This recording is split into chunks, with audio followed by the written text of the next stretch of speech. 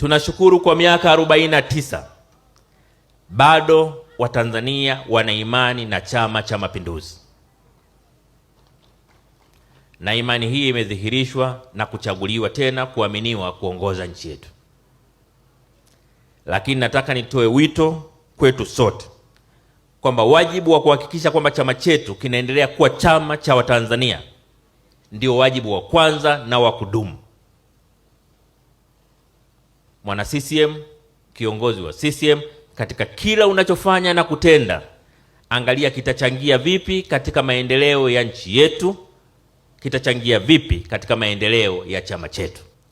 Kila mtu katika anachotenda na kufanya ajiulize moyoni mwake, kinachangia vipi kuleta umoja wa nchi yetu, kinachangia vipi katika kuleta utangamano na nchi yetu. Ukiona jambo unalotaka kusema au unalotaka kufanya litaleta mpasuko kwenye nchi, litaleta mfarakano katika jamii, litagombanisha watu, achana nalo. Hilo jambo la kishetani. Tunategemea wabunge wetu, madiwani wetu, viongozi wetu wa vitongoji, viongozi wetu wa mitaa, wote waibebe ilani ya Chama cha Mapinduzi, waisimamie, kwa sababu imetafsiri kwa vitendo nia ya chama chetu ya kuleta maendeleo.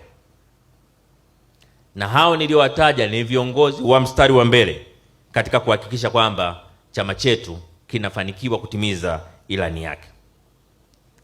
Chama chetu lazima kiendelee kuwa chama cha mfano kwa siasa safi.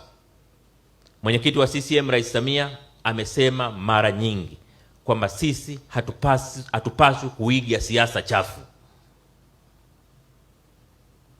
siasa za kupakana matope, siasa za kuchafuana, siasa za fitna hazitakiwi kuwa sehemu ya siasa za Chama cha Mapinduzi.